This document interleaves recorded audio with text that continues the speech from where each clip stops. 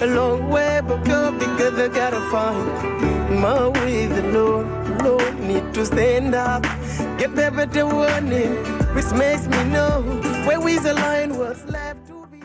6h30 sur le réseau synchronisé de la RTS. Mesdames, Messieurs, bonjour et bon réveil en notre compagnie. Nous sommes le vendredi 16 février 2024. Juma Moubarak à vous et également le dernier numéro de Quinquiliba de la semaine. Comme tous les jours, vous retrouverez les capsules quotidiennes, la météo, le bulletin d'information et également la capsule gymnastique.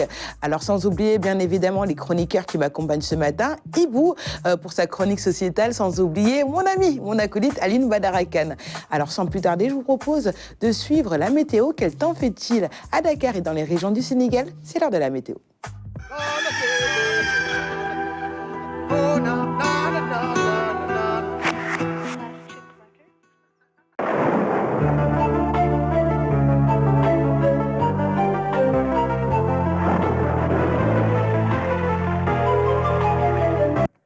Mesdames et messieurs, bonjour et bienvenue. Un temps frais provenant d'Europe va être noté sur une bonne partie des régions du littoral, mais aussi à la partie nord du territoire sénégalais, où les températures resteront relativement en baisse au courant de la nuit et au petit matin. Cependant, il fera très chaud au courant de la journée. Des températures de l'ordre de 40 à 42 degrés Celsius qui seront attendues au niveau des localités de l'intérieur. Sur l'image satellite, on voit un ciel qui se dissipera progressivement au courant de la journée. Donc, ce qui laissera place à un temps ensoleillé, comme on peut le voir déjà sur les prévisions de la journée du vendredi. Un temps ensoleillé, des températures élevées provenant de la présence des alizés maritimes, disons de l'harmattan, ce vent de secteur Est qui va insuffler cette terre sec, chaud et sec sur une bonne partie du territoire sénégalais, 40 à 42 degrés Celsius, un peu partout à l'intérieur du pays, vers les localités centre, est et sud du territoire sénégalais. Au niveau de la capitale, à Dakar, les températures resteront clémentes, 28 degrés Celsius attendus vers Dakar, 35 à Thiès et 34 degrés Celsius vers Saint-Louis. Donc c'est toujours ce contraste qui se maintient, des températures assez clémentes sur le littoral et un temps chaud à l'intérieur du pays. Donc voilà en résumé la prévision de ce jour. Retenez toujours, il fera très chaud à l'intérieur du pays au courant de la journée et la nuit au petit matin, le temps sera relativement frais, notamment sur le littoral et la partie nord du territoire sénégalais. Rendez-vous, mesdames et messieurs, demain pour d'autres informations météorologiques. Nous vous souhaitons de passer.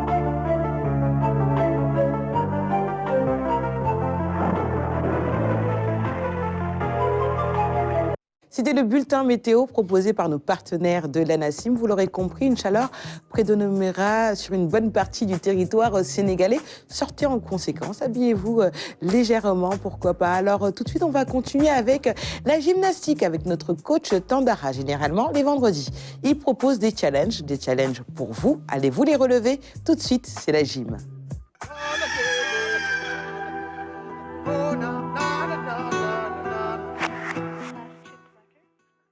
Bonjour à tous, mesdames et messieurs. Nous allons terminer cette semaine avec le challenge. On est vendredi, le vendredi réservé au challenge. Alors, ce challenge avec la barre et toujours avec la gym personnalisée du coach Bou tout au long de cette semaine, mesdames et messieurs. Alors, vous allez suivre attentivement puisque avec la barre, il y aura du jumping, il y aura du crunch, le squat et d'autres exercices. Le coach Bou va y revenir tout à l'heure. Mais sachez que c'est le challenge du vendredi. Ça va très vite, mesdames et messieurs. Mais il va falloir en tout cas que vous regardiez, que vous preniez beaucoup de notes et puis répétez la répétition. J'ai l'habitude de dire évidemment une chose qui est pédagogique. Alors, mais avant d'aller plus loin, coach Bou, la parole c'est à vous. Bonjour mesdames et messieurs, encore on est là. En fin de semaine, on va présenter notre challenge qui va porter sur les mouvements combinés avec la barre Smart. Donc aujourd'hui, on va l'utiliser pour faire des exercices, une combinaison d'exercices, des squats, des fentes, des épaules jetées et en même temps, on va travailler les abdos avec cette même barre-là. Donc comme il s'agit de challenge, on va forcer notre corps à pouvoir bien travailler, à booster notre organisme, à chercher le maximum pour brûler beaucoup plus de calories et de pouvoir activer tout ce qui est groupe musculaire par rapport à notre organisme. C'est ça qu'on va présenter pour aujourd'hui. On va passer très rapidement à la démonstration. À tout à l'heure. Madame, Messieurs, le challenge du vendredi. Alors ici, avec la barre, le coach Bou, ça va aller très vite, évidemment, avec ses fentes, fente avant, fente arrière, mais aussi du jumping. Alors regardez ici, avec ce travail magnifique, évidemment, l'écartement, surtout des jambes. Et ici, ça va aller avec le crunch. Allez, vas-y, continue. Ben, je sais que je ne suis pas un sportif du dimanche. Hein. Moi, j'ai la chance d'habiter à Tivaouane-Peulh, hein, avec cette plage immaculée, hein, ce sable si parfait, fin hein, et blanc. qui se prête bien aux exercices physiques, Effectivement. hein, dans la bonne ambiance, dans la bonne humeur. Hein, C'est moi, cette belle vue. on a compris. Moi, j'en profite tout le temps. Hein.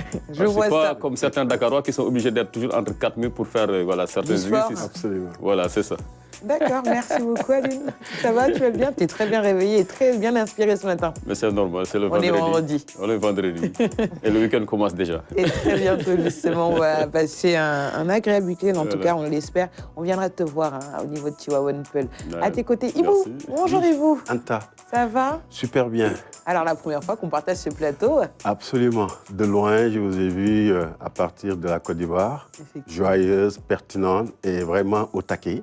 on a essayé en tout cas. C'était pas évident sur place, mais bon. J'imagine. On a essayé voilà, de retransmettre le maximum, on va dire, d'informations et aussi de mettre en valeur la Côte d'Ivoire, touristiquement parlant.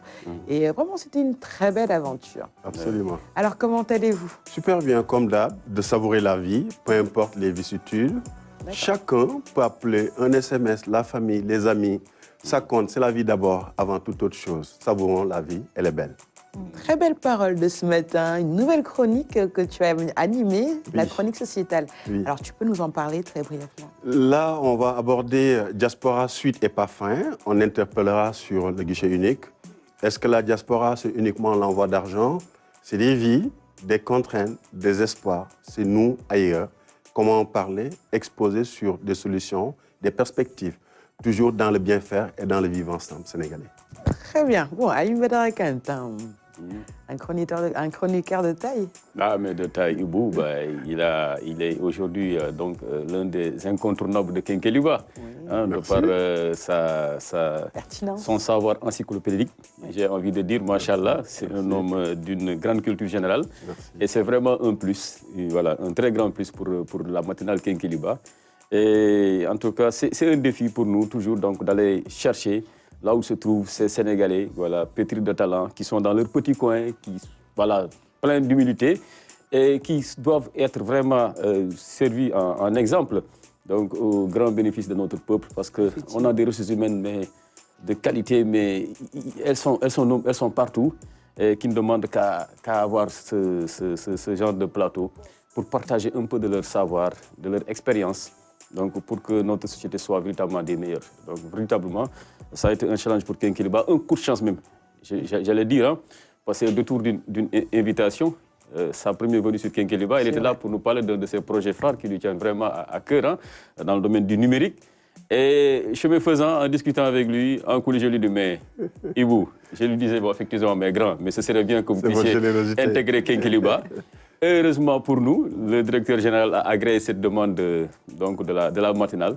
Et le voilà maintenant parmi nous, comme chroniqueur, l'un des chroniqueurs maintenant, voilà, disons, les plus assidus, mais dont voilà, les éclairages nous remplissent toujours de fierté, de bonheur. Merci. Tellement c'est bien fait, tellement il maîtrise son sujet. Et c'est pour cela qu'on lui a dit, bon, on ne va pas vous cantonner dans une chronique, parce que vous avez tellement de choses à dire, à apporter. Donc on va dire sociétal. Sociétal parce que c'est transversal, ça touche à tout. Ça part de l'économie au sport, donc à la sociologie et tout cela. Donc véritablement, on s'en félicite et on souhaite que ça soit voilà, un long partenariat au grand bénéfice de nos téléspectateurs. Effectivement, et bienvenue encore une fois dans la famille Kenkeliba. Hein. Merci de votre générosité. Il faut vraiment qu'un jour que le peuple sénégalais puisse voir dans les coulisses comment vous êtes. Mais c'est agréable, c'est agréable. On n'a pas envie de tout montrer. Très tôt, dynamique comme ça. Mais quand même, ça donne du peps. C'est vrai que c'est pas évident. Mais bon, même si on a des petits secrets en coulisses avec Aline Badara Kante, on va dire mon ami pour la fin de cette semaine. Comment ça pour la fin de cette semaine? Je suis ton ami pour la vie. On verra bien. Je sais que tu as une place de choix dans mon cœur. Ça s'appelle du bab.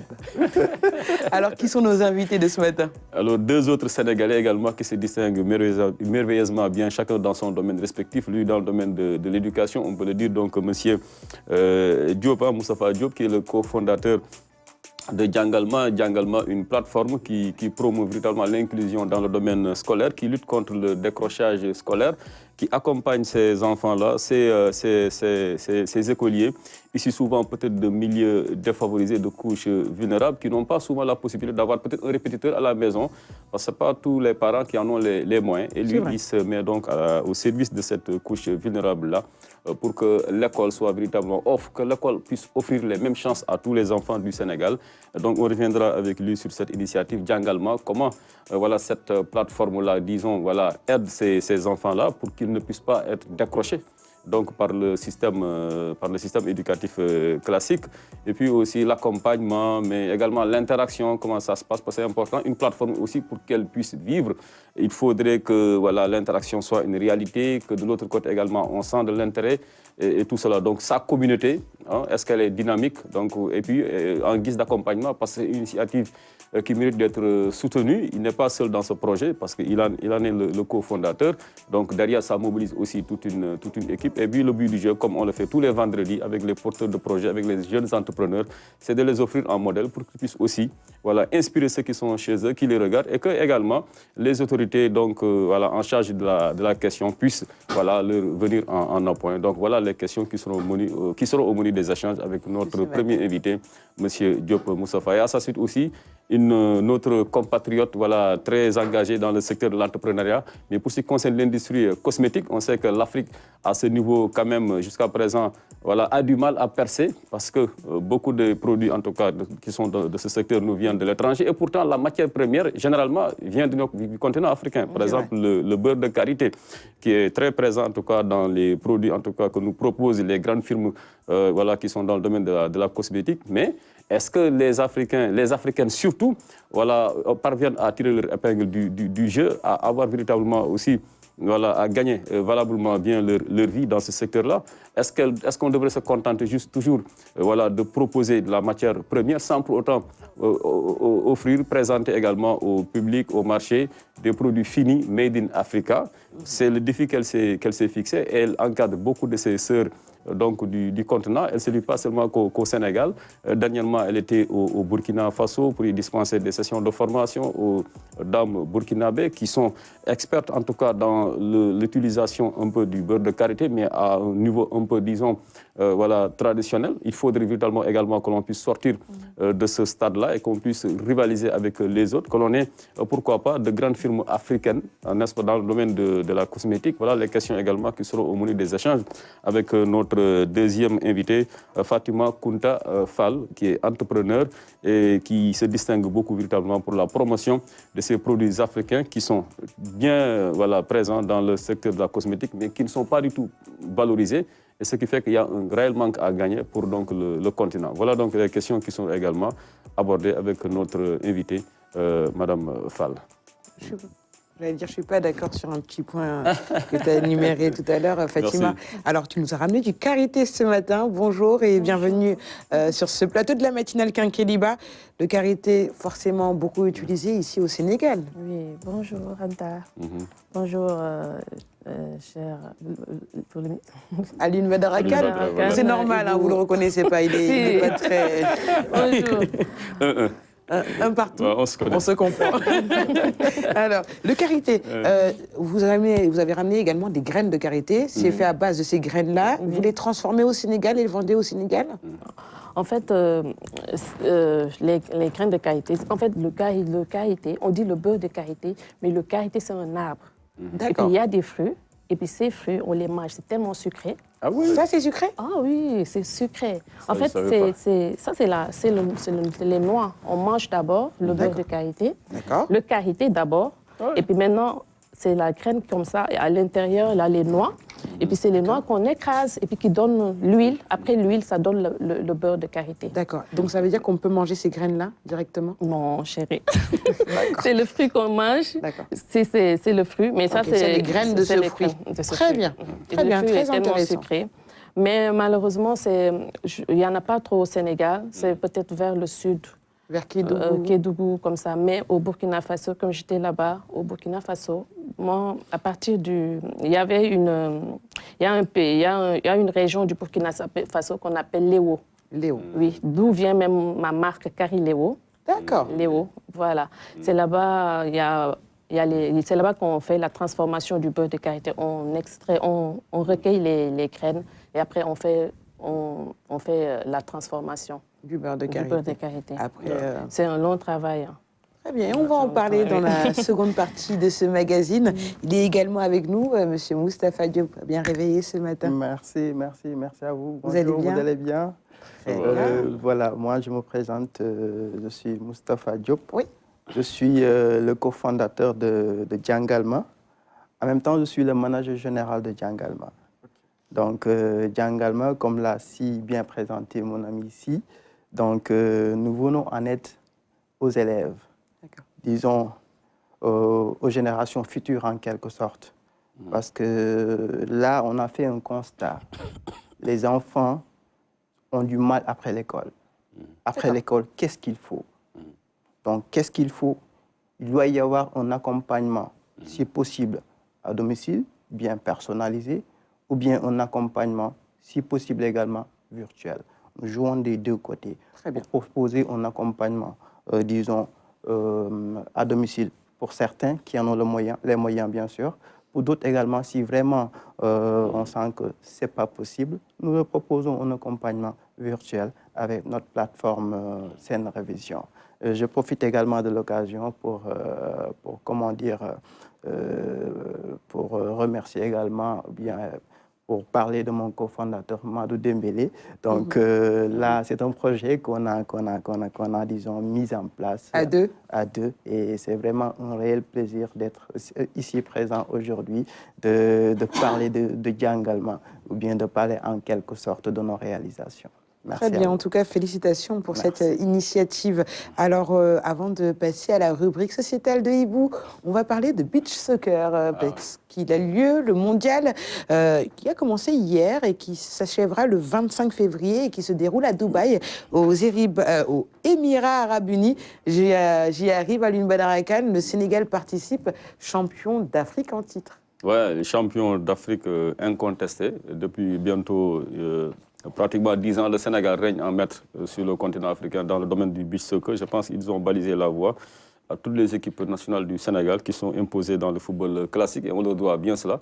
Ils ont, disons, je crois bien, permis quand même de décomplexer le footballeur sénégalais, même s'il joue un tout autre football. Bon, mais c'est quand même, ça reste la grande famille du football, mais c'est le beach soccer, c'est le football de plage. Ils ont permis quand même à ces équipes sénégalaises-là de se décomplexer et d'avoir goût à la victoire, parce que je crois que, mine de rien, ils en sont à 7 titres de champion d'Afrique.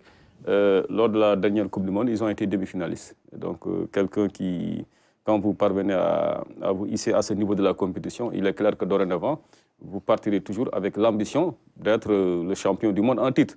Voilà, parce qu'on ne peut pas demander moins à cette équipe qui a les moyens, voilà, pour pouvoir, disons, remporter la Coupe du Monde. Ça va pas être facile, mais je leur fais confiance.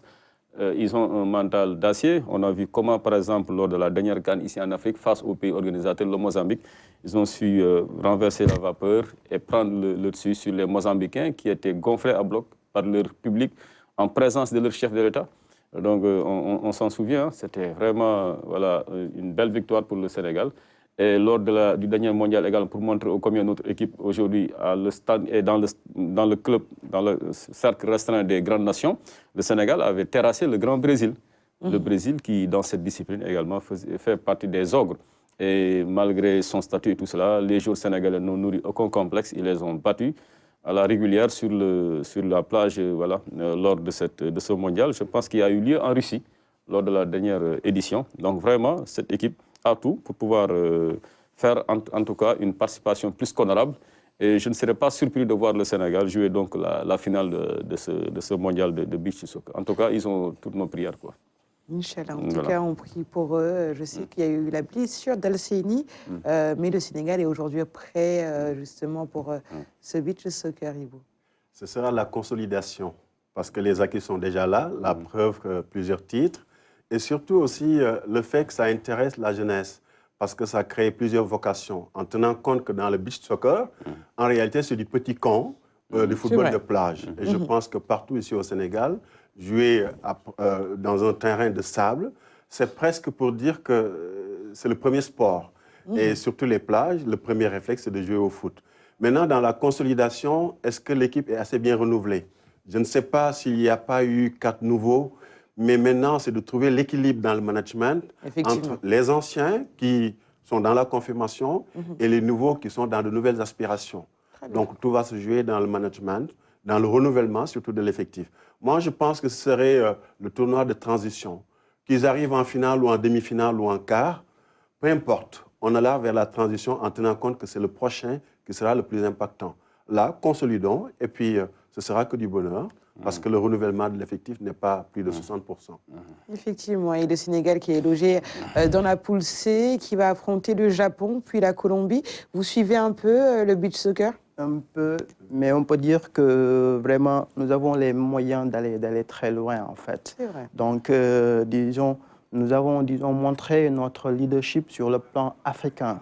Cependant, ce qui nous reste, c'est de prouver, disons, à l'international, ce qui peine à être fait depuis quelques années. Donc, comme l'a souligné tout à l'heure ici mon ami, donc, on a eu à battre le Brésil. Donc, battre le Brésil, ce n'est pas quelque chose d'évident en termes de beach soccer, connaissant les plages de Copacabana et tout. Donc là, je pense que c'est quelque chose de grand. Si on est capable de battre le grand Brésil avec son football de plage, on peut battre n'importe qui. Je sens qu'on peut aller très loin avec le beach soccer. On peut aller loin, effectivement. Et les 2 pays d'Afrique représentés sont le Sénégal et l'Égypte. Vous suivez un peu le football?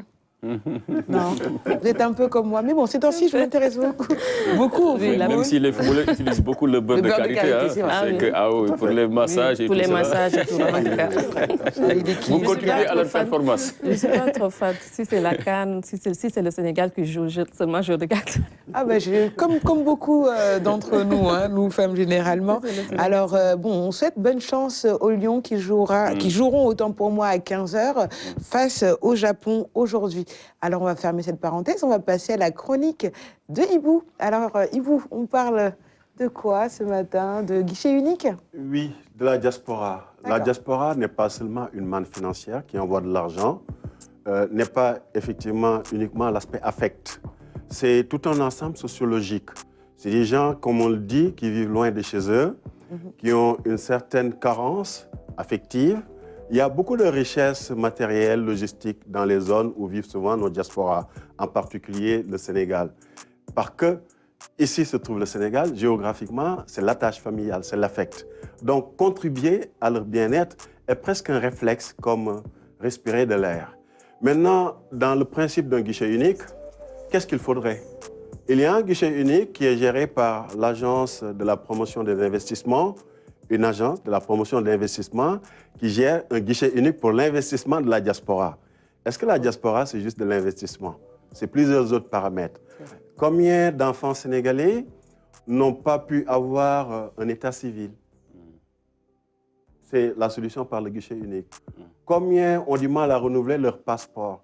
Est-ce que c'est toujours dans des tournées qu'il faut?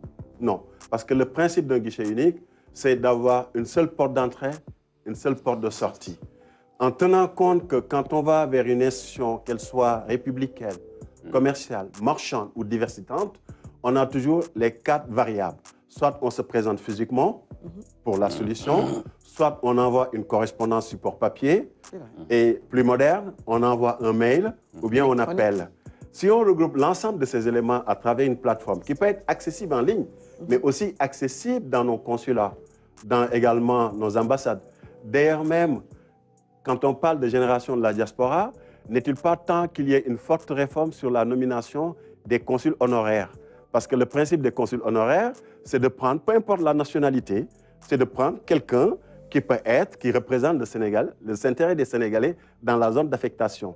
Par exemple, à Lille, dans le nord de la France, pendant plusieurs années, c'est un non-sénégalais qui était là-bas. N'est-il pas temps, avec cette génération maintenant, qui est la 3e, 4e génération, parce que la première diaspora arrivait en France, précisément, dans les années 50, au-delà de la guerre. c'est arrivé à Marseille, ils avaient le petit métier, et après, beaucoup sont montés vers la Normandie, beaucoup dans la région parisienne, etc. Peut-être on peut trouver dans ces talents, ces compétences, pour en faire des consuls honoraires qui seraient plus impactants. Est-ce que également la diaspora qui est en Italie est le même profil qu'aux États-Unis d'Amérique? Non. Donc, on a une diversité de solutions, diversité de compétences. Et le guichet unique, lui, va favoriser ça. Tiens, prenons un exemple. Il y a un concours d'élite au Sénégal qui s'appelle l'École nationale d'administration.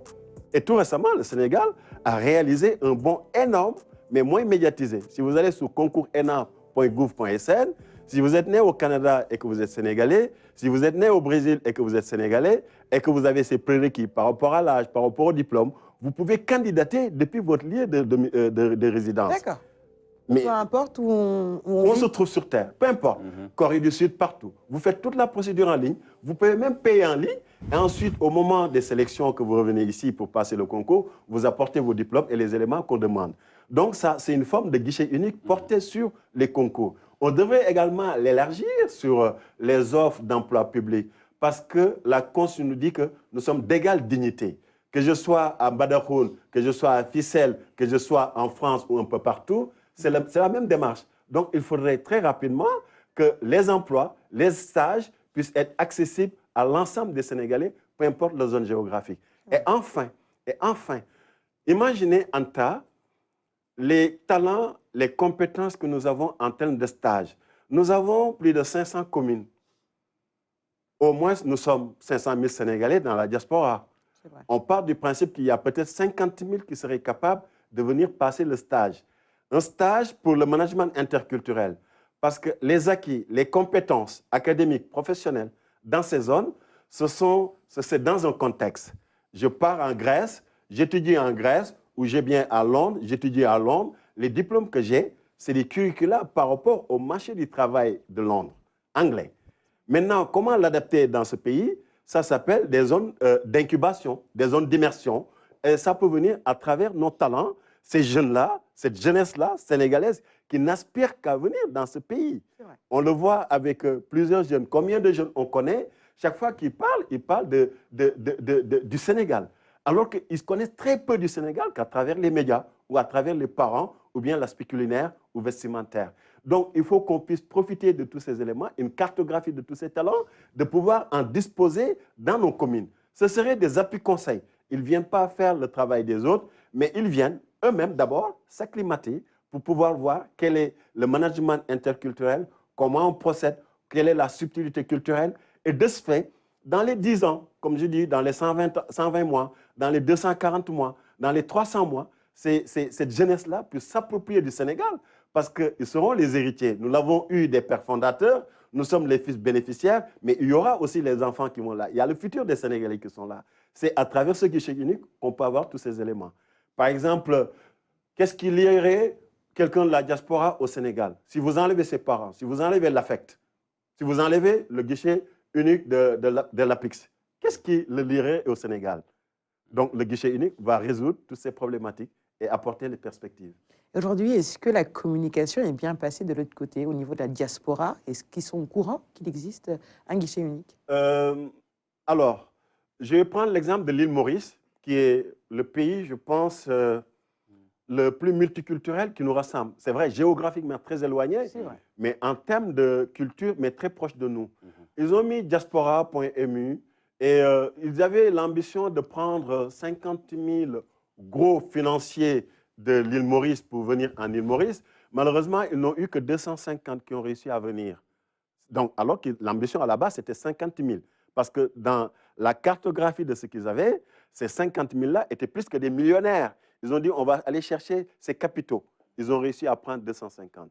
Maintenant, l'information chez nous, la difficulté réside que c'est uniquement au niveau institutionnel, dans les consulats, dans les ambassades. Alors qu'un régime politique influe sur est-ce que j'y vais ou j'y vais pas. Et aussi ce qu'on appelle la tradition. Je n'ai pas de réseau là-bas, ils ne vont pas s'occuper de moi, ils ne vont pas ceci. Il y a ces aspects négatifs à gommer. Mais on a une délégation de service qui est possible. Est-ce que l'eau au Sénégal n'a pas reçu une délégation de service? Si, la SONES travaille avec une structure suite à des prérequis qui nous fournissent l'eau. C'est une délégation de service. Après, les délégations de service, c'est par rapport au cadre juridique. Ça, c'est une autre affaire. Mais on peut avoir des délégations de service, des Sénégalais compétents, ça peut être des universités, ça peut être des self-made dans l'entrepreneuriat, de la promotion du Sénégalais. Parce que l'APIX ne peut tout le temps pas aller pour faire des tournées. Il faut des permanences. Parce que gérer plus de 500 000 Sénégalais depuis l'étranger, avec des aspects positifs, négatifs, la vie de tous les jours, sociologique, etc., il faut des délégations de service. C'est pourquoi j'avais fait, souvent j'en parle, pourquoi pas une agence, parce qu'il y a eu des agences. L'agence de l'informatique de l'État qui est devenue CENUM. Je salue M. Cheikh Bahoum, mon autorité. Ça peut être l'agence de l'APIX. Il y a d'autres agences. On peut créer une agence de la diaspora. Vous vous rendez compte, si on prend juste un Khalidou Koulibaly, si on prend juste également d'autres Sénégalais, ça peut être un Yerim Sow. Il y a d'autres talents. Si vous allez dans la région lyonnaise, mais vous vous rendez compte qu'on a perdu beaucoup. Allez en Bretagne. Quand il y a le concours Lépine, il y a même des Sénégalais qui postulent en tant que Français, alors qu'il n'y a pas de concours Lépine dans notre pays. Quand je lui dis, vous ne devez pas concourir, mais plutôt pour le Sénégal, il me dit, mais je veux bien.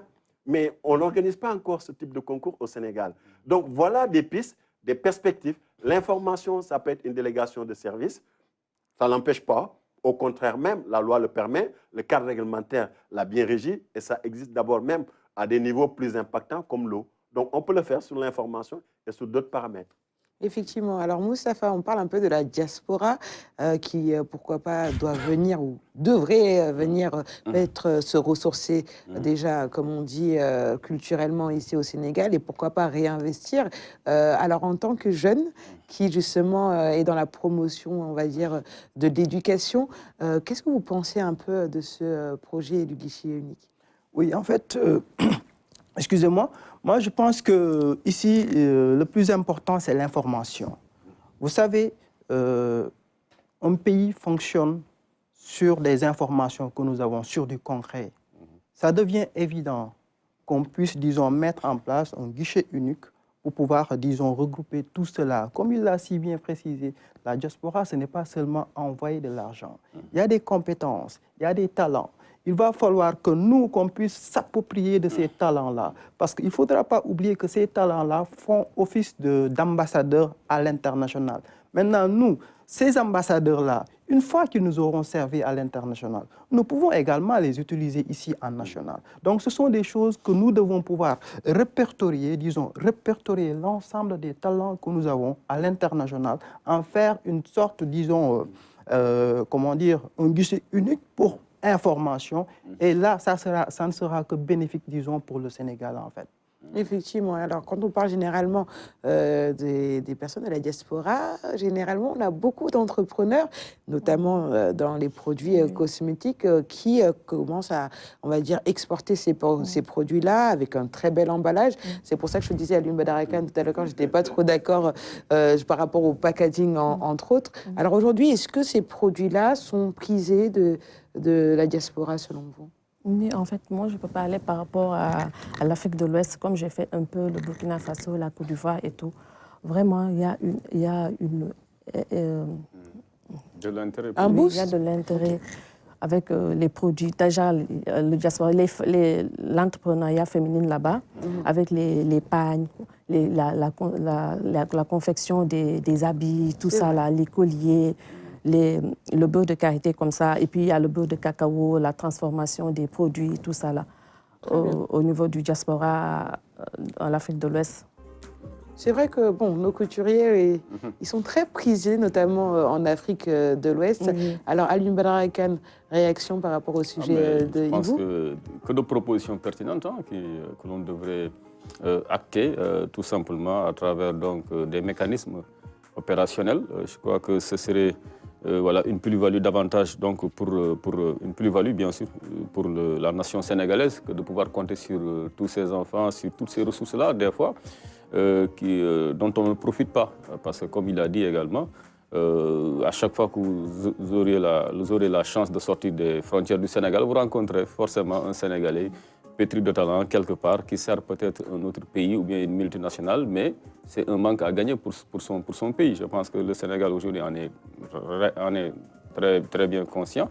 Peut-être ce qu'il faudrait, c'est voilà, disons, franchir ce cap-là et oser dans la proposition. Par exemple, il a parlé de ce guichet unique pour pouvoir dématérialiser pas mal de choses, rapprocher davantage la diaspora donc, du pays natal, qu'est le Sénégal, pour les inciter à revenir au pays.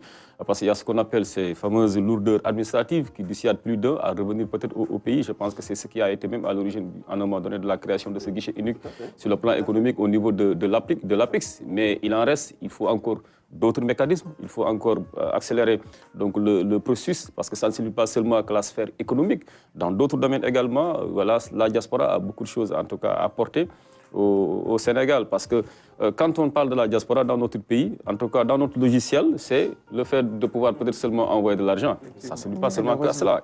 On peut faire du lobbying, la diaspora peut faire du lobbying pour le Sénégal. Au niveau des instances internationales, il y a beaucoup de Sénégalais d'origine. Et je sais que quelque part, quand l'intérêt de leur pays, voilà, d'origine de leur pays natal est en jeu, ça c'est l'affect qui parle. Donc ils vont forcément faire quelque chose pour ce pays-là, leur donner un petit coup de pouce. Je prends juste l'exemple du sport. Vous savez qu'on a failli ne pas partir à la Coupe du Monde 2018 parce qu'il y a eu cet arbitrage scandaleux donc en Afrique du Sud. Pratiquement, le Sénégal a été volé à la face du monde. Tout le monde a compris qu'on a été victime d'un hold-up. Mais qu'est-ce qui a fait peser un peu la balance en notre faveur à un moment donné? Parce qu'il y a voilà, une enfant du Sénégal, Fatma Samoura en l'occurrence, qui était de la diaspora, même si elle a vu le jour ici à Dakar, sur l'allée du Centenaire. Elle a été pour le Sénégal au bon moment, elle était au bon moment, à la bonne place. Dans les instances de la FIFA.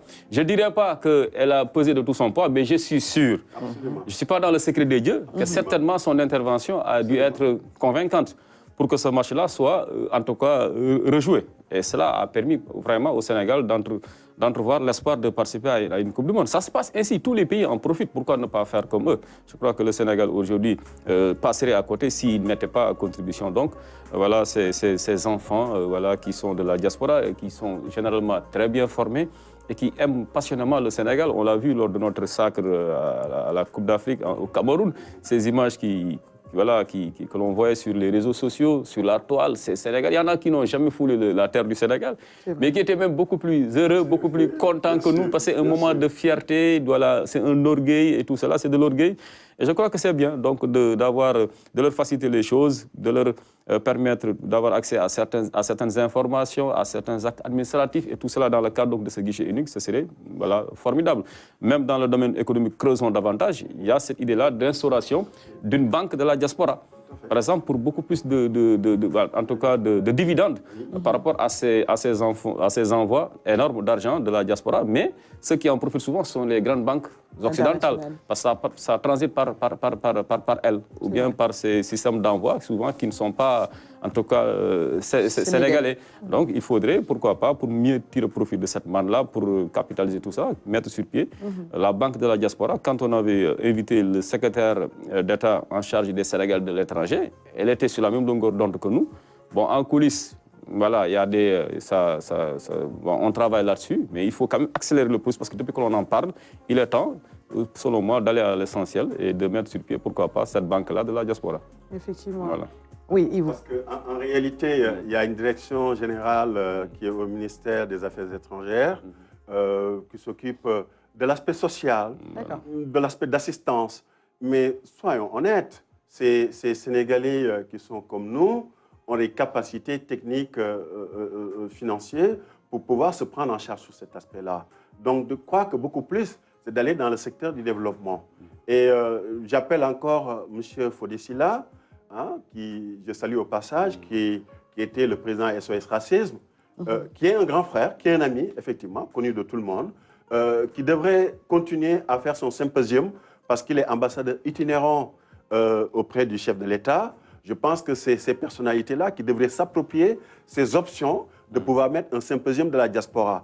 Et c'est là où je vais terminer, de faire un appel à nos autorités judiciaires pour les sensibiliser sur le casier judiciaire.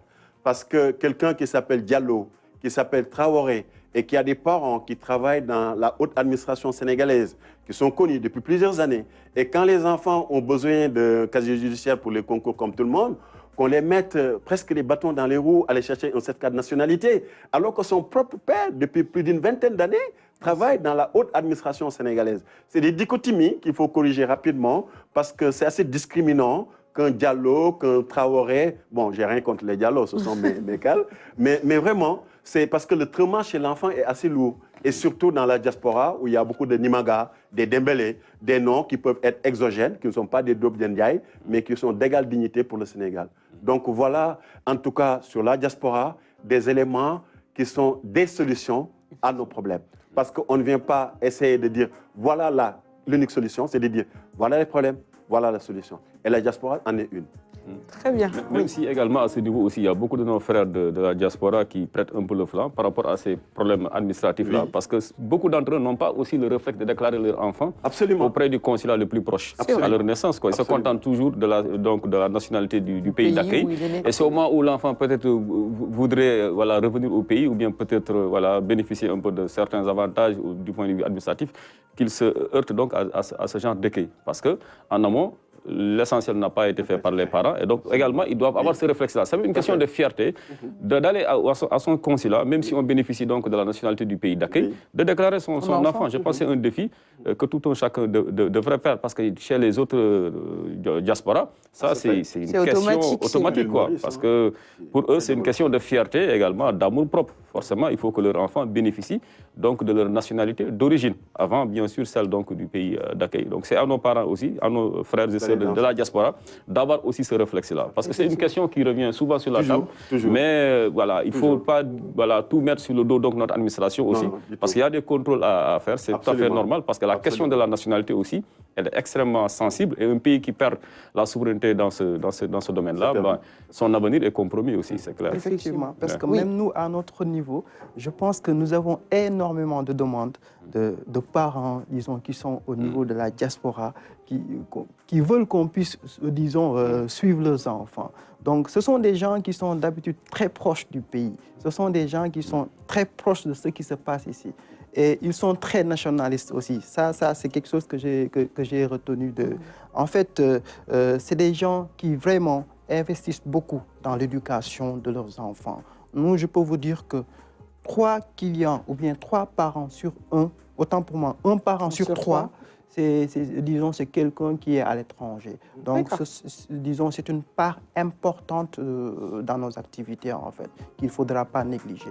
Très bien. Et pour aujourd'hui déclarer un enfant qui est né, par exemple, à l'international, c'est-à-dire dans un autre pays d'accueil, c'est très simple. Il suffit tout simplement d'aller au consulat. Dans les consulats et de le faire et d'attendre. Nous tous, nous l'avons presque eu à le faire. Et surtout, saluer que le Sénégal a une particularité incroyable. Hein? Nous sommes le seul pays au monde à avoir 14 régions administratives et une région politique, qui est la diaspora, qui dispose même d'une 15aine de députés. Donc, c'est des preuves de combien, au niveau institutionnel, on est en avance. Hein? On est en exemple avec d'autres. Il faut peut-être voir sur l'aspect fiscalité. Par exemple, je prends l'exemple toujours de l'île Maurice. Sur 120 mois, vous êtes exonéré si vous revenez dans le pays. Et dès l'instant que vous êtes de l'île Maurice, vos enfants, vos petits-enfants bénéficient automatiquement de cartes de séjour en attendant de formaliser, de récupérer sa nationalité mauricienne. Donc, du coup, il y a des avancées fortes, mais toujours améliorées. Ça s'appelle l'amélioration continue, parce que la vie est dynamique. Effectivement, et vous avez parlé tout à l'heure de députés de la diaspora. Aujourd'hui, est-ce que finalement, pour faire aussi entendre cette voix de la diaspora, pourquoi pas, on voit beaucoup d'associations dans les différents pays où résident les Sénégalais, pourquoi pas se réunir en fédération des différents pays, pourquoi pas des ressortissants sénégalais pour se faire entendre? Il y a un principe de diversité. Essayez de réunir dans quel but? Mais par contre, l'État peut.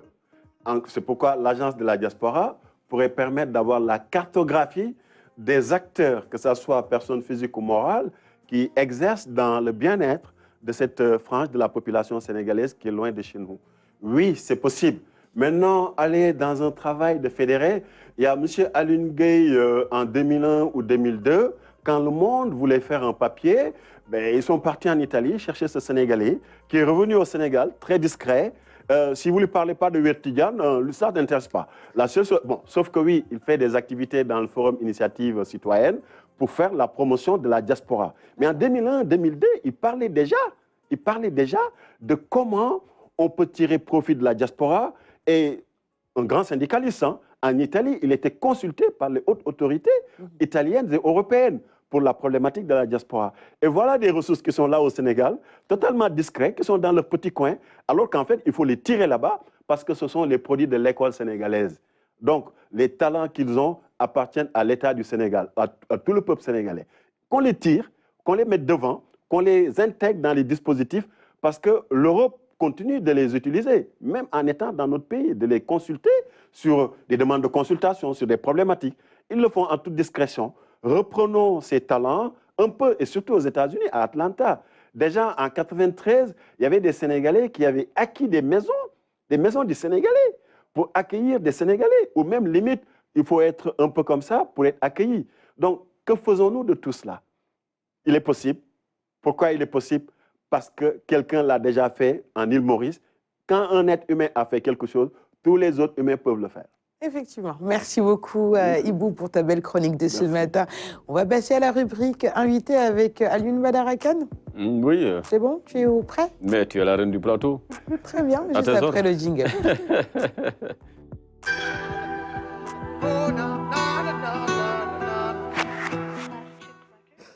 Alors, on va commencer par qui, Alioune Badara Kane? Fatima, on commence par donc, notre ami Moustapha Diop, hein, qui est donc le cofondateur de Djangalma et manager général donc, du groupe Djangalma. Djangalma, en Wolof, apprends-moi. Hein. Voilà, donc c'est vraiment le savoir qui est au cœur donc, de sa plateforme, de cette jeune start-up, hein, dont vous êtes le manager, bien sûr.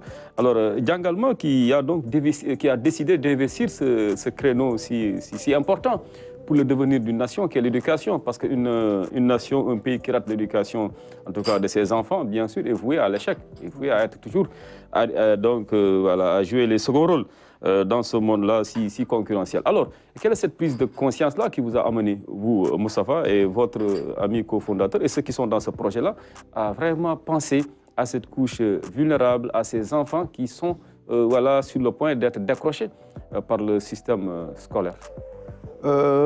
Merci encore une fois de me donner l'opportunité un peu de parler, disons, de l'éducation. Moi, je dis qu'il n'y a pas plus influenceur que nos enseignants. Il n'y a pas plus influenceur que nos professeurs. Vous savez, certainement, vous allez vous souvenir de votre professeur, disons, de votre enseignant de l'élémentaire. Monsieur Choy. Vous vous souvenez forcément de lui. Je t'en rappelle? Moi, très souvent, lorsque j'entends le mot influenceur, automatiquement, ça me fait penser au professeur. Bien sûr. Donc, pour moi, c'est l'occasion de rendre hommage à nos plus de 300 collaborateurs. Ils sont presque 300 dans le réseau Djangalma. 300? Ils sont presque 300. 300 professeurs? Ouais. Et je vous dis, ce n'est pas quelque chose d'évident. Dès le départ, on était partis. On n'avait rien, on était des étudiants encore. On avait 5 000 francs. À l'entame du projet, vous aviez 5 000 francs. Le capital de départ, c'était 5 000 francs? Le capital de départ, c'était 5 000 francs. Moi, je me connais un peu en ordinateur et tout. Il y a mon ami qui vient, mais j'ai une idée, on va mettre ça. Je dis d'accord. Il m'expose l'idée. Je prends le temps de confectionner des infographies et tout. On fait le tour des écoles. On avait 0 élève au départ. Mais je peux vous dire que maintenant, nous avons eu à participer sur la réussite scolaire de plus de 5 000 élèves. Au bout de combien d'années? On a commencé ce projet en 2015. C'était beaucoup plus informel. Ouais, mais c'était encore beaucoup plus jeune. Hein? Oui, c'était beaucoup plus informel. Mais là, depuis 2 ans, là, c'est beaucoup plus, disons, c'est beaucoup plus régularisé et tout. Mais je peux vous dire que pendant toute cette période, nous avons eu à encadrer plus de 5 000 élèves. Et ce n'est pas évident. Vous savez, un élève peut être en difficulté pour plusieurs facteurs. Et souvent, ce sont des choses, disons, qui ne sont pas prises en compte généralement par le système éducatif. Très souvent, vous descendez, il y a votre enfant qui vous tend un 3, par exemple. D'habitude, comment est-ce que vous réagissez? On réagit très mal. Hein. Voilà, t'as pas pitié de nous, hein, avec tout ce que l'on a, tout ce que l'on consent comme sacrifice. Vous voyez. Hein, c'est ce que tu nous ramènes. Hein, sois digne de... Malheureusement, disons, c'est la réaction qu'il ne faut pas avoir. Voilà. Malheureusement. Donc, pour certains, ça marche. Parce que moi, je me souviens très bien, quand j'étais beaucoup plus jeune, j'avais emmené une note qui ne passait pas. Mais là, c'était des remontrances devant tout le monde. Maintenant, ce devant tout le monde-là, ça m'a permis de prendre conscience un peu de ce que j'ai fait et ce que je dois faire. Donc, si un enfant se présente devant vous, il vous donne une mauvaise note, disons, ce n'est pas des remontrances qui vont régler la chose. C'est beaucoup de pédagogie, c'est beaucoup de psychologie. Et pour cela, il faudra le motiver davantage. Se servir sur des choses qu'il réussit. On est un enfant de 6 ans qui parvient, par exemple, à la CC Sociaux. Par exemple, on peut utiliser cela pour lui dire, tiens, tu peux faire ça, mais comment est-ce que tu peux me ramener un 3? Mais tu peux faire ça, tu peux faire comment dire, tu peux avoir plus que ça. C'est-à-dire le motiver davantage. Vous comprenez? Également, lui faire prendre confiance en soi. Par exemple, quelqu'un, parfois il vous arrive très souvent d'écouter des vidéos de motivation et tout, mais vous sortez et vous dites comment je serai président du Sénégal. Vous comprenez? Donc, prenez le temps d'habitude de motiver vos enfants. Pour ça, c'est des séances de coaching qu'il faut. Tout enfant, derrière, il a besoin de quelqu'un qui soit là, qui puisse le motiver. Là, c'est juste un exemple que je donne. Parfois également, vous savez, nous, on ne le prend pas en compte d'habitude dans notre communauté. Je reçois énormément au niveau du centre d'élèves où leurs parents sont séparés. Les parents sont divorcés. Malheureusement, c'est quelque chose qui est en train de faire des ravages au niveau, disons, de notre société, et qui a un impact vraiment négatif sur les performances scolaires de nos enfants. Très souvent, les parents ne se rendent même pas compte de l'enfant. Si les deux parents ne gèrent pas bien cette situation, ça peut avoir des impacts négatifs sur effectivement, ça a des impacts dévastatifs. Moi, je vais vous dire, sur un élève sur 2 qui est en difficulté que nous recevons, disons, un élève là, c'est quelqu'un très souvent qui vit une certaine instabilité familiale. Maintenant, il faudra, au niveau des parents, vous savez, vous, même lorsque vous quittez chez vous et que vous venez ici, avec des problèmes, en tant qu'adulte, c'est très difficile même de pouvoir vous concentrer à faire votre travail. À plus forte raison, un enfant. Vous avez, disons, vous avez cette capacité en tant que personne adulte, mais un enfant, lui, il ne sait pas comment gérer ça. Mais via une plateforme, comment vous parvenez à toucher cet enfant-là, à lui apporter toute cette aide-là? Oui, là, c'est différent, en fait. Vous savez, une plateforme en ligne, cette plateforme-là, nous l'avons mise en place, c'est pour des révisions en ligne de la 6e à la terminale.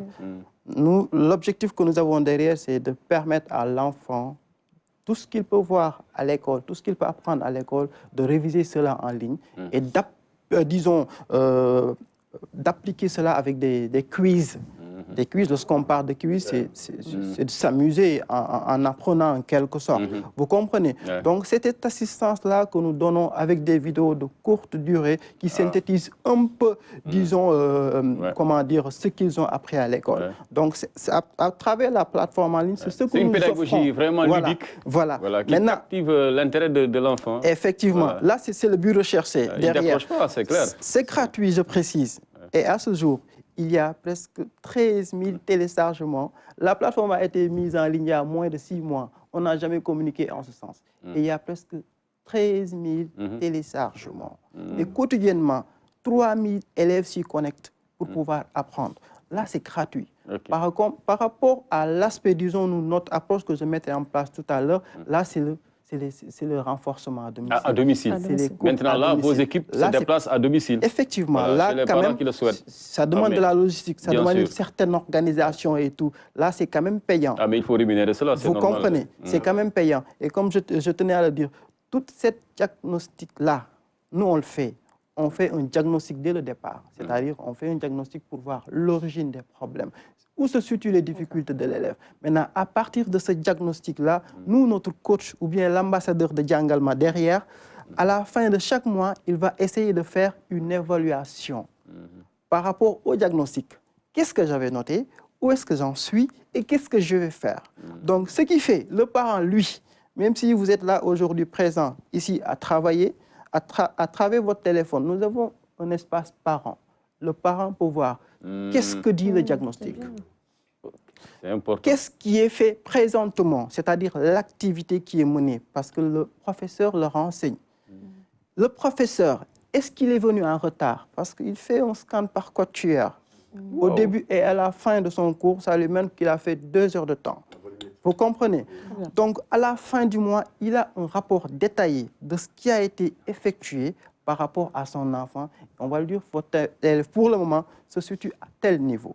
Donc, le parent, à travers, disons, son espace, il peut être là, tout cool, il n'y a pas de souci, à surveiller ce qui se passe au niveau à la maison. Ouais. Comme je dis, ce qui est le plus déterminant ici, c'est le diagnostic. Ouais. Et le diagnostic, pour le faire, il faudra d'abord pouvoir quantifier ou bien répertorier l'ensemble des choses endogènes ou bien exogènes de l'élève pour pouvoir, disons... Comme quoi, ce pays est rempli de talents qui ne demandent qu'à être écoutés. Hein. Rapidement. Entendu. Alors, Ibou. Félicitations. Ouais. Est-ce que vous avez prévu de saisir l'UNESCO avec le ODD 4 qui pourrait vous accompagner pour avoir plus d'impact non seulement au Sénégal, mais également dans la sous-région? À vrai dire, moi je pars, disons, j'ai une conviction. Si vraiment une chose marche, tout le monde va s'y intéresser. Vous comprenez?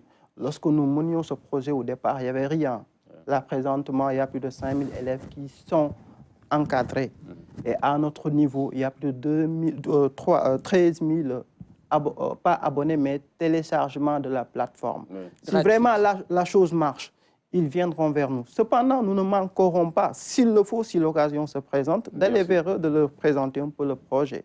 Donc, encore une fois, nous ne demandons pas de financement, juste d'être accompagnés pour réaliser, disons, ce très grand projet. Vous méritez vraiment d'être accompagné et c'est voilà, la modeste contribution de Kenkeliba en vous faisant venir ici sur ce plateau pour montrer qu'il y a des jeunes porteurs de projets vraiment novateurs, extrêmement importants qui participent au développement de la communauté. Parce que l'éducation, je crois qu'elle est la mère des batailles. Avec un tel apport, vous méritez bien d'être soutenu par les instances publiques. En tout cas, félicitations, Moustapha.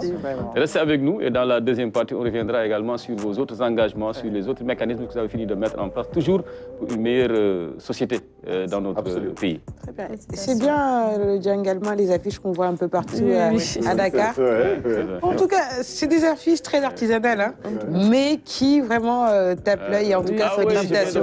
Tu vois, c'est-à-dire qu'il parle très basique, je vois. En format A4, écrit Djangalma. Limite, on ne fait pas confiance, alors que vraiment, il y a tout un travail derrière avec une équipe de jeunes. Mais surtout ce contrôle à distance des parents, c'est ça qui est rassurant dans ce projet. Très bien. Bravo. En tout cas, félicitations. Moi, j'ai découvert, allez-y, madame. J'ai découvert ça avec mon fils de 6e, parce que nous, on était au Burkina. Lui, il a fait son cursus primaire au Burkina. Maintenant, l'histoire géo, c'est un peu différent. Donc, à chaque fois, il prend le téléphone, il me dit, maman, il faut que je révise avec Djangalma. Je dis, c'est quoi Djangalma? Que Djangalma, c'est une plateforme, maman. Regarde, je peux réviser toutes les leçons d'histoire du Sénégal. Parce que moi, je ne connais pas l'histoire du Sénégal. Donc, vraiment, félicitations, Moustapha. Un bel exemple. Un bel témoignage. Voilà, ça m'a... Un heureux hasard. Même l'autre, là, il fait SM1 aussi. Il regarde, parce que même les noms, là, il n'arrive pas à prononcer les noms de l'Empire du Jolof, comme ça. Il dit, maman, regarde, avec Djangalma, là, on peut tout savoir. C'est vrai, tout apprendre. L'histoire du Sénégal, vraiment, félicitations. Merci. Félicitations en tout cas pour cette belle initiative. Vous avez fait preuve d'abnégation parce que depuis 2015 à 2024, vraiment... Voilà les jeunes qui méritent d'être promus, d'être reçus par les plus hautes autorités. Très bien. Voilà. Merci encore une fois d'avoir accepté notre invitation. D'autres questions dans la seconde partie de ce magazine. Soufflons tout de suite un peu en musique. C'est l'heure du clip du jour.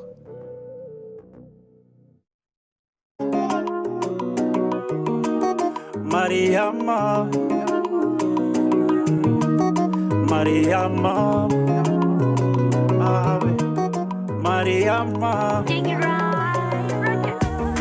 Waratuma kaman gis na, jaral nga ñu sunu yaay nga, bëgg nañu la yow la Mariama yaay ju baax, jooyatuñu yaayu Krista, yóbbu na ñaani ci Yàlla, walu nañu la yow la sunu yaay mama.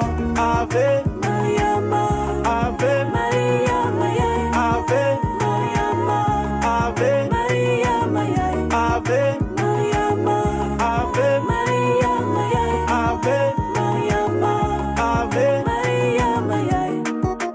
Mama Maria ma boole ñu sa yërmande ñun de matu ñu te sa mbëggeel la ñuy gunge fu ñu jëm yow la ñu jël te sa doom ji la ñu gëm li ñu bëgg ci àdduna yaa ko yeggale ci yàlla ji jërëjëfe mama affaire bi yow la dañu bëgg di def nga bég donte aljana sa kër la say doom a ngi nga tiim ba léegi ñoo ngi fi ñun ak yow ci yoon bi fii ba ngin mama wëratuma ko man gis naa jaral nga ñu sunu yaay nga. Un choix de la réalisation notamment de Angèle Faye. Il s'agit de l'artiste Scott. Le titre Ave Maria. Sur nos plateformes digitales, notamment sur Facebook, vous êtes nombreux à nous écrire. Mokhtar qui dit bonjour à toute l'équipe de Kenkeliba et qui nous souhaite un bon vendredi. Juma Moubarak également à vous. Mamadou Diagne qui t'a écrit un message qui dit bonjour à toute la team. À Bécane, n'oublie pas les Modou dans leur propre pays.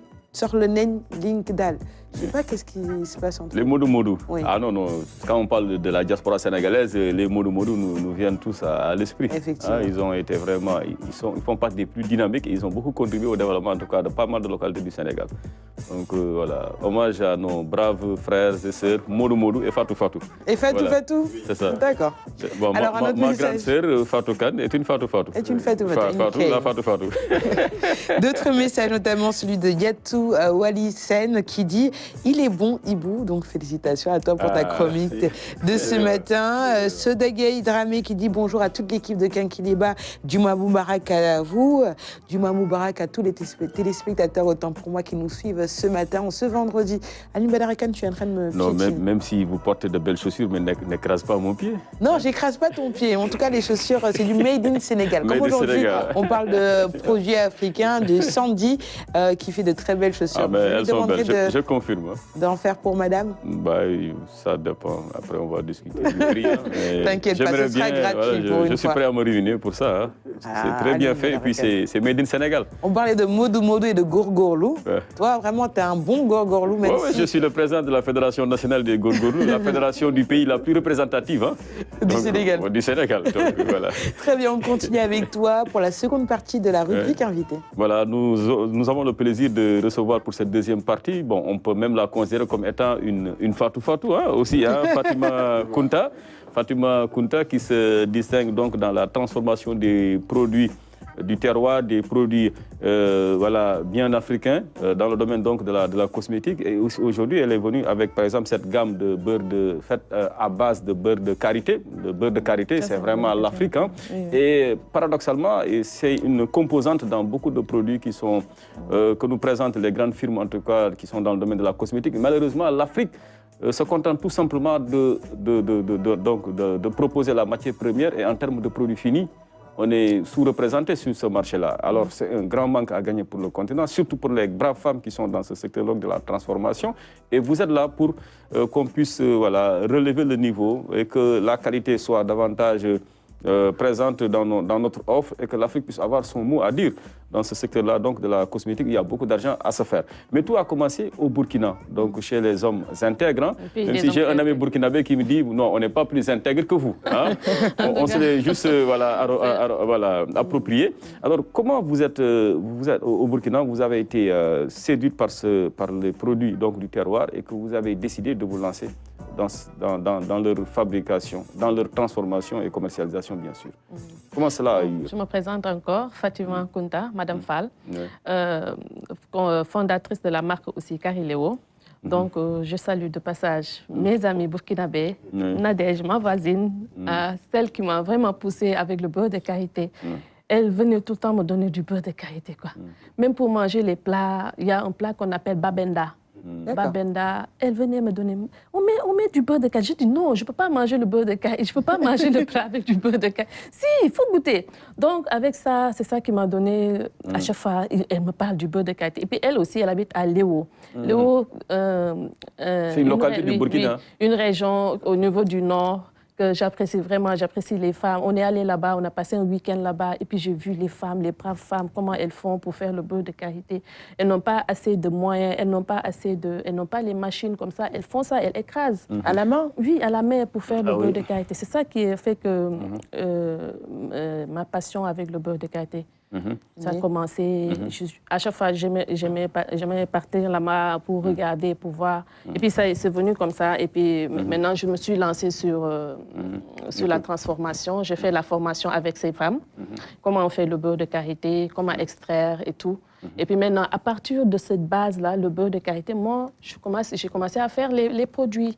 Comme genre, avec la base de beurre de karité, tu peux faire les pommades, comme la pommade de carotte, aloe vera, il y en a plein de choses que Des tu peux pommades faire. pour la peau ou pour les cheveux? Oui, pour les cheveux d'ailleurs, il y en a, mais pour la peau aussi. Et puis, on peut faire le beurre de karité, on peut transformer ça en huile de massage. D'accord. Exactement. Tout ça, là, D'ailleurs, nos grands-mères, ça faisait partie de leur Et puis, c'est remède un de base. anti-inflammatoire, même si tu es blessé, tu peux utiliser. Il y a beaucoup de vertus avec le beurre de karité. Et même, par exemple, pour les naissances, on utilise le beurre de karité.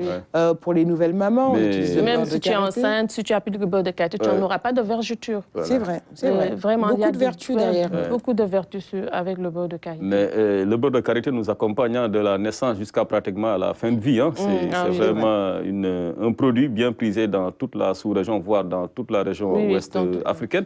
Mais le problème, c'est que les femmes en sont toujours à la formule traditionnelle dans le domaine de la préparation.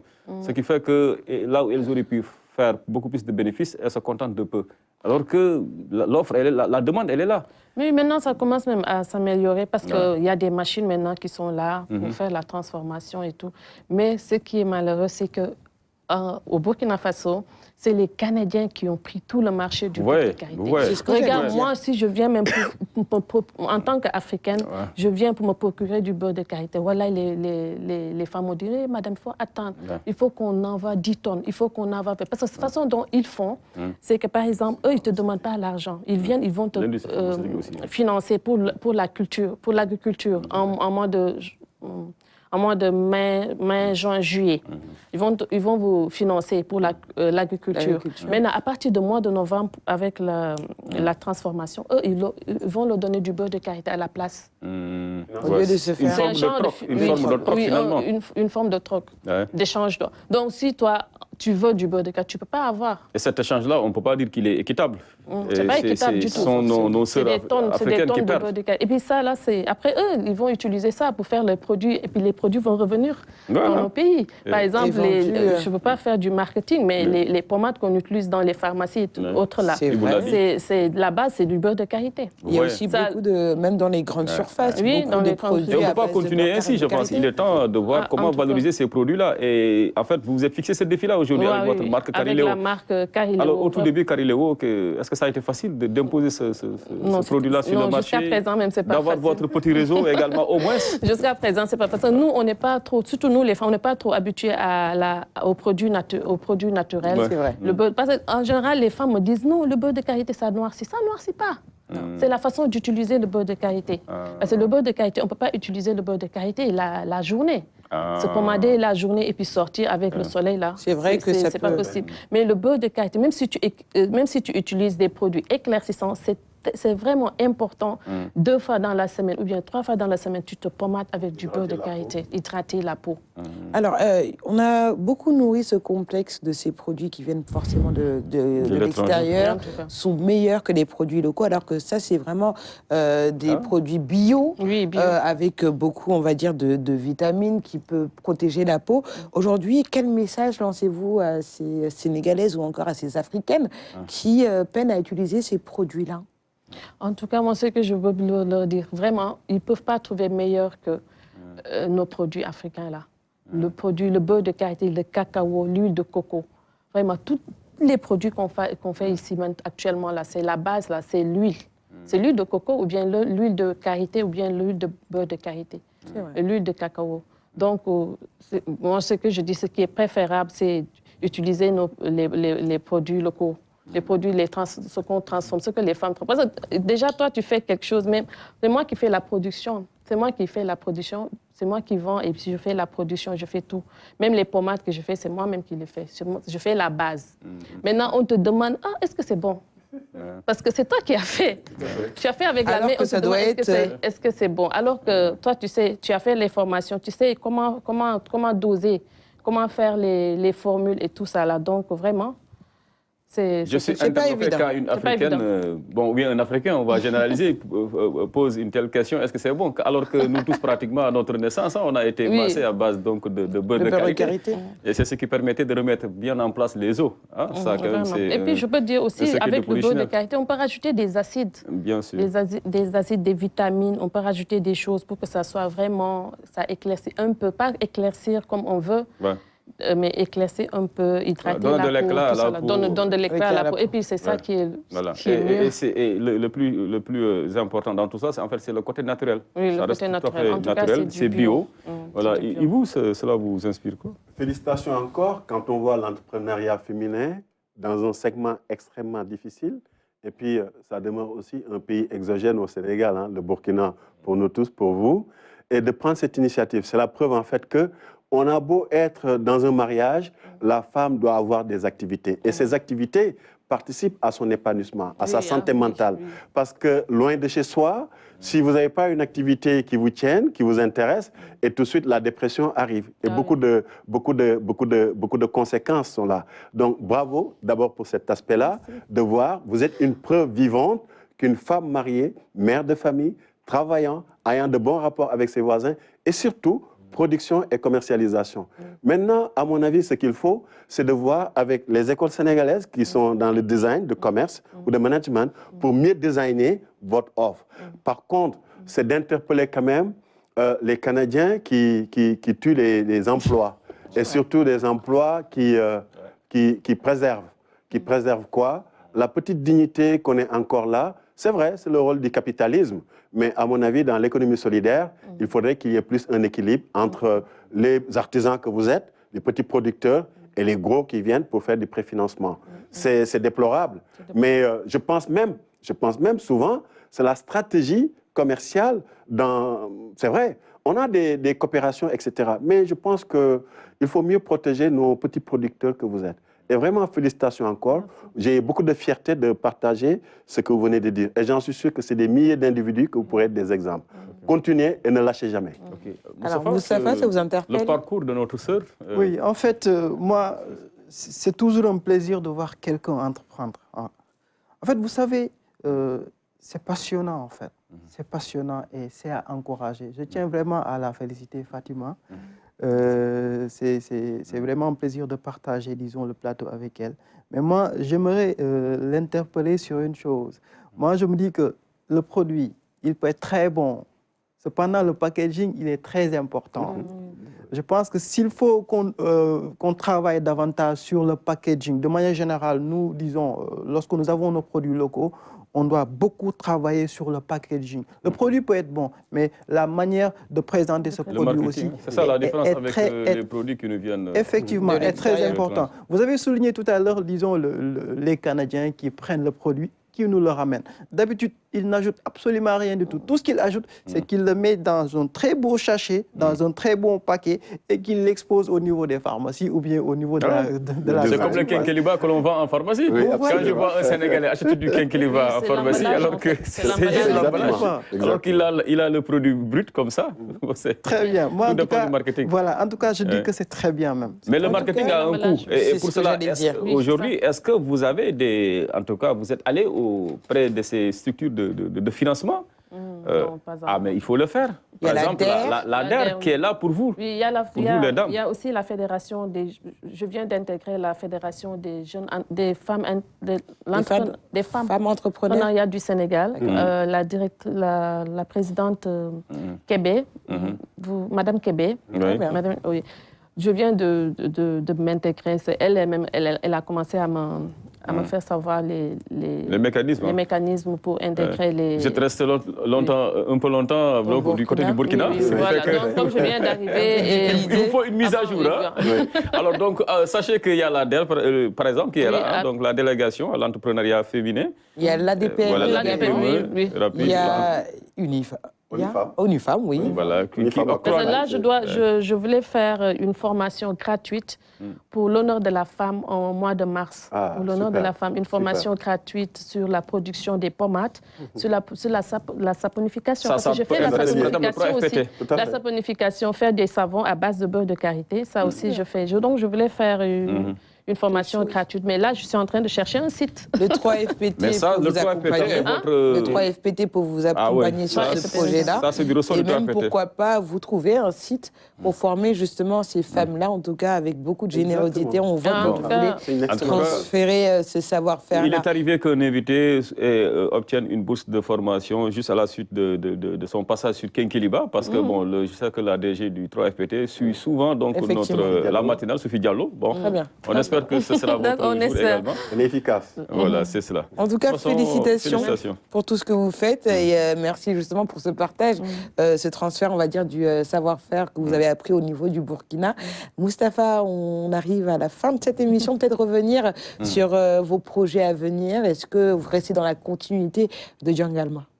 Oui, effectivement. En fait, Djangalma, je pense que vous l'avez signalé tout à l'heure, nous n'avons pu, disons, nous avons montré un peu notre leadership au niveau de Dakar. Mais très prochainement, nous projetons de nous implanter un peu en région, mais également à l'international, parce qu'il y a des pourparlers qui sont en train de se faire. L'objectif, c'est d'intégrer le Mali ou bien la Mauritanie. On est en train de voir, pour voir exactement par quel pays commencer. Mais je voulais vous dire que Djangalma, c'est un produit que nous allons exporter. C'est un produit qui sera au niveau de la diaspora. Et ce sera un produit, disons, purement sénégalais. Et nous avons l'ambition un peu de conquérir, pas l'Afrique, mais le monde. Merci vraiment de nous avoir invités. Merci en tout cas de nous avoir honorés de votre présence également. Merci beaucoup Fatima de nous avoir accompagnés ce matin. Félicitations. En tout cas, je vous souhaite bon courage. En moré, vous voulez faire passer un message en moré? Nini Bero Lafibene. Nini Bero Lafibene. Je vais peut-être finir avec ces mots. Alors Aline Badarakan, merci de m'avoir accompagné. Ibu, c'était un plaisir de partager ce plateau ce matin avec toi. Et bon vent pour ta nouvelle chronique sociétale. Merci à vous de nous avoir suivis. Je vous donne rendez-vous lundi avec Adama Anouchkaba. En attendant, passez un agréable week-end. Merci beaucoup.